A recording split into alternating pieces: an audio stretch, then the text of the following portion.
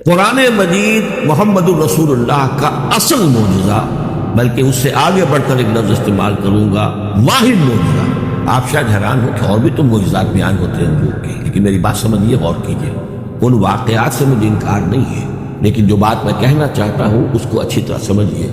معجزہ کہتے کسے؟ معجزہ عاجز کر دینے والی شے۔ اس معجزے میں دو چیزیں ہونی لازم ہیں، دعویٰ اور تحدی، چیلنج۔ جبکہ کوئی خرق عادت کوئی شے پیدا ہو جائے، خرق عادت اسے کہتے ہیں کہ فزیکل لا ایک ہے، پانی، واٹر کیپس اٹس سرفیس، حضرت موسیٰ کا عصا اس پر لگا اور سمندر پھٹ گیا، خرق عادت ہے۔ یعنی جو عادی قانون ہے، عام طور پر جو قوانین طبعیہ ہیں، ان کا پھٹ جانا، ختم ہو جانا، ٹوٹ جانا، اور کسی حقیقت کا اس میں سے ظاہر ہو جانا جو ان فزیکل لاز کے خلاف ہے۔ آگ کے بارے میں قانون کیا ہے؟ وہ جلاتی ہے، لیکن یہ کہ یہ معجزہ ہے، یہ خرق عادت ہے کہ حضرت ابراہیم آگ میں ڈالے گئے، اس نے نہیں جلائے، یا نارو کونی بردن و سلام علی ابراہیم۔ تو خرق عادت کو اب دو قسموں میں آپ سنیں۔ ایک خرق عادت وہ ہے جو دعوے کے ساتھ پیش کیا جائے، اپنی صداقت، اپنی رسالت کی حقانیت اور صداقت کے ثبوت کے طور پر، اور اس میں چیلنج کیا جائے کہ آؤ مقابلہ کرو۔ وہ اس رسول کا اصل معجزہ ہوتا ہے۔ ایک خرق عادت وہ ہے جو اللہ تعالیٰ اپنے نیک بندوں کی بزرگی کو ظاہر کرنے کے لیے، غیر انبیاء کے لیے بھی کرامات جنہیں ہم کہتے ہیں ہو جاتی ہے۔ بہت سے صحابہ سے وہ کرامات ثابت ہیں۔ حضرت عمر رضی اللہ تعالیٰ عنہ کو شام کا میدان جنگ دکھا دیا گیا، یا ساریۃ الی الجبل کے الفاظ آپ نے فرمائے۔ ابھی تو ٹیلی ویژن کہیں نہیں تھا، ابھی یہ سارے وسائل و ذرائع موجود نہیں تھے، یہ خرق عادت ہے۔ غیر نبی کے لیے اسے ہم کہیں گے کہ یہ کرامات ہے۔ نبی کے لیے لفظ معجزہ اختیار کر لیا جاتا ہے، لیکن معجزہ اس کو نہیں کہنا چاہیے۔ اصل میں یہ بھی نبی کے لیے کرامات کے درجے کی شے ہے جو اس سے بلند ہے۔ معجزہ وہ ہے جسے کوئی نبی دلیل کے طور پر پیش کرے اور اس پر چیلنج کرے کہ آؤ اور مقابلہ کرو۔ مثلا حضرت موسیٰ علیہ السلام کو دو معجزے دیے گئے، اور اس میں سے جو سانپ بن جانا تھا لاٹھی کا، وہ معجزہ جس پر چیلنج بھی آیا اور ساحروں سے مقابلہ بھی کیا، اور ساحر شکست کھا گئے، عاجز آ گئے۔ القی السحرۃ ساجدین، وہ سارے جادوگر جو ہے فوری طور پر بے اختیار سجدے میں گر گئے۔ آمنا برب موسیٰ و ہارون، ہم ایمان لے آئے موسیٰ اور ہارون کے رب۔ یہ معجزہ ہے۔ اس معنی میں محمد الرسول اللہ صلی اللہ علیہ وسلم کا معجزہ صرف قرآن ہے۔ قرآن مجید میں آپ سورہ انعام میں بھی دیکھیں گے بہت ہی شدت کے ساتھ، سورہ بنی اسرائیل میں دیکھیں گے بڑی تفصیل کے ساتھ معجزے طلب کیے گئے۔ آپ اس مکے کی سرزمین میں ابھی ہمارے دیکھتے ہی دیکھتے چشمہ نکال دیجئے، مان لیں گے آپ اللہ کے رسول۔ آپ ہماری نگاہوں کے سامنے آسمان پر چڑھ کر دکھائیے، پھر وہاں سے کتاب لے کر اتریے، پھر ہم سمجھ لیں گے آپ اللہ کے رسول۔ آپ کے لیے چشم زدن میں کوئی محل سونے کا چاندی کا تیار ہو جائے، مان لیں گے آپ اللہ کے رسول۔ آپ اس بے آب و گیا وادی میں فوراً ایک باغ جو ہے اپنے لیے بنا کے دکھا دیں، مان لیں گے کہ آپ اللہ کے رسول۔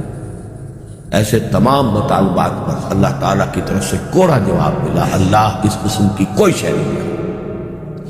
بلکہ سورہ انعام جب ہم پڑھیں گے وہاں تو بہت ہی واقعہ یہ ہے کہ اس کو پڑھ کر رقت طاری ہوتی ہے کہ ایک موقع پر ایسا محسوس ہوتا ہے کہ حضور صلی اللہ علیہ وسلم کی طبیعت مبارکہ میں یہ خیال پیدا ہو گیا کہ اللہ کو ایسی شے کو دکھائی دی جائے تاکہ چپ تو ہو جائے، نہ بھی مانیں گے چپ تو ہوں گے، ورنہ تو عوام کے سامنے ان کی دلیل مجھ پر قائم ہو رہی ہے کہ بھائی یہ رسالت کے مدعی، ہم کہتے ہیں معجزہ دکھاؤ، معجزہ نہیں دکھاتے، تو پوزیشن میری جو ہے کمزور ہو رہی ہے۔ وہاں جس انداز میں اللہ نے کہا ہے، ہرگز نہیں۔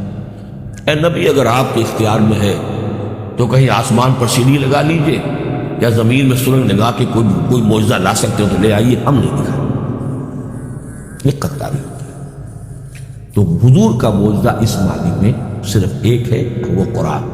اچھا، اس کے لیے کیسے کیسے چیلنج کیے گئے؟ ام یقولون تقولہ بل لا یؤمنون فلیاتوا بحدیث مثلہ ان کانوا صادقین۔ سورۃ الطور۔ کیا ان لوگوں کا کہنا یہ ہے کہ یہ کلام خود محمد نے موضوع کر لیا ہے صلی اللہ علیہ وسلم؟ تو اگر ایسی بات ہے تو وہ بھی ایسا ہی کلام پیش کریں۔ تحدی، اس چیلنج کو کوئی قبول نہیں کر سکتا۔ کم سے کم اس شرافت کا اظہار کرنا پڑتا ہے کہ اس وقت عرب قوم میں یہ شرافت تھی کہ کسی نے اٹیمپٹ بھی نہیں، ورنہ کوئی شخص الٹی سیدھی عبارت لکھ کر لے آتا اور کھڑا ہو کر کہہ دیتا کہ ٹھیک میں کہتا ہوں یہ ہے، یہ قرآن کی طرح کا کلام ہے. نہیں، کسی تاریخ یہ بتاتی ہے کہ اس تحدی کا کوئی کسی نے قبول نہیں کیا. اسی طرح فرمایا سورہ بنی اسرائیل میں قُلْ لَئِنِ اجْتَمَعَتِ الْإِنسُ وَالْجِنُّ عَلَىٰ أَن يَأْتُوا بِمِثْلِ هَٰذَا الْقُرْآنِ لَا يَأْتُونَ بِمِثْلِهِ وَلَوْ كَانَ بَعْضُهُمْ لِبَعْضٍ ظَهِيرًا. چیلنج ہے، اے نبی کہہ دیجئے اگر تمام انسان تمام جن مل کر بھی چاہے کہ ایسی کوئی کتاب وہ مرتب کر لے، نہیں کر سکیں گے، چاہے وہ سب کے سب ایک دوسرے کی مدد کریں. ہے کہ نہیں چیلنج؟ اسی طریقے سے سورہ ہود میں فرمایا، اب اس کو کہتے ہیں برسبیل تنزل، پوری کتاب نہیں لا سکتے قرآن جیسی، چلو تو 10 صورتیں ہی لے آؤ. قُلْ فَأْتُوا بِعَشْرِ سُوَرٍ مِثْلِهِ مُفْتَرِيَاتٍ آیَاتٍ. اے کہیے اے نبی سورہ ہود کی آیت نمبر 13 ہے، اس جیسی کوئی 10 صورتیں ہی لے آؤ. 114 نہ صحیح 10 صحیح. یہ بھی نہیں ہوا تو برسبیل تنزل اور سورہ یونس میں فرمایا قُلْ فَأْتُوا بِسُورَةٍ مِّن مِثْلِهِ، ایک صورت ہی لے آؤ.